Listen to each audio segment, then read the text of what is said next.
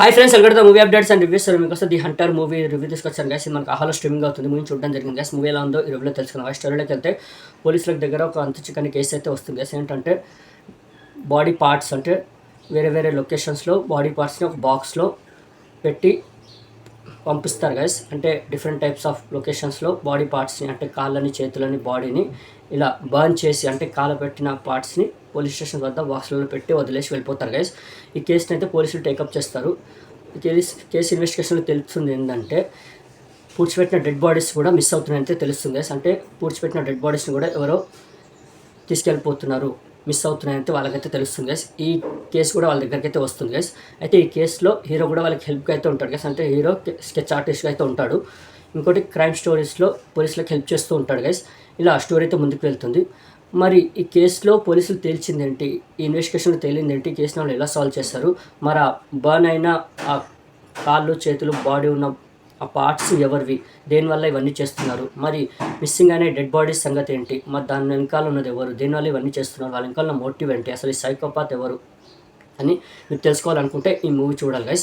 Movie మాత్రం నాకైతే నచ్చింది గైస్. మూవీ బాగుంది, అస్సలు డిసప్పాయింట్ అవ్వలేదు. ఫస్ట్ నుంచి ఎండ్ వరకు చాలా ఎంగేజింగ్గా, గ్రిప్పింగ్గా, థ్రిల్లింగ్గా వెళ్ళింది మూవీ. ఎక్కడ బోరింగ్ లేదు.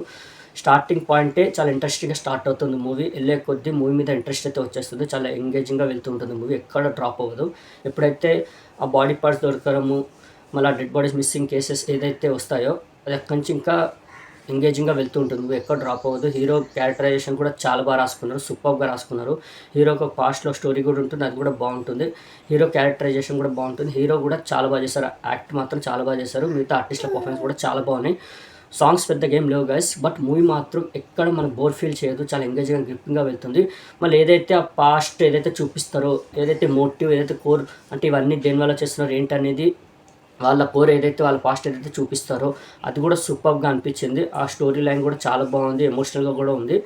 అది కూడా క్లైమాక్స్లో మనకి రివీల్ అయితే అవుతుంది గైస్. ఇంకోటి క్లైమాక్స్లో ట్విస్ట్ అయితే వస్తుంది. ఆ ట్విస్ట్ నేను ఎక్స్పెక్ట్ చేయలేదు. ఆ ట్విస్ట్ కూడా బాగుంది, ఎమోషనల్గా ఉంది. ప్లస్ ఆ ట్విస్ట్ కూడా బాగా రాసుకున్నారు. మూవీ మాత్రం అస్సలు డిసప్పాయింట్ అవ్వదు. ఎడ్జ్ వరకు తీసుకెళ్తుంది, థ్రిల్లింగ్గా, గ్రిప్పింగ్గా ఉంటుంది, ఎంగేజ్ చేస్తుంది, థ్రిల్ చేస్తుంది. ఏదైతే మన క్రైమ్ థ్రిల్లర్ డ్రామాల్లో మనకి థ్రిల్ అయితే ఏదైతే ఫీల్ అవ్వాలో అది దీంట్లో ఉంది గైస్. చాలా అంటే చాలా బాగుంది మూవీ, అస్సలు డిసప్పాయింట్ అవ్వరు. హైలీ రికమెండ్ చేస్తాను, వాచ్ చేయండి. ది హంటర్ మూవీ ప్రెసెంట్ మనకి ఆహాలో స్ట్రీమింగ్ అవుతుంది. ఈ మూవీ నేచర్ రేటింగ్ అయితే 5కి 3.5. నాకైతే నచ్చింది గైస్. పర్సనల్లీ నేనైతే హైలీ రికమెండ్ చేస్తాను, వాచ్ చేయమని చెప్తాను. ప్రెసెంట్ ఆహాలో స్ట్రీమింగ్ అవుతుంది the Hunter movie. Okay, the Hunter movie review మీకు నచ్చిందని అనుకుంటున్నాను గైస్. మరిన్ని మూవీ అప్డేట్స్ కోసం అండ్ రివ్యూస్ కోసం please like, share, subscribe movie updates and reviews guys. Thank you.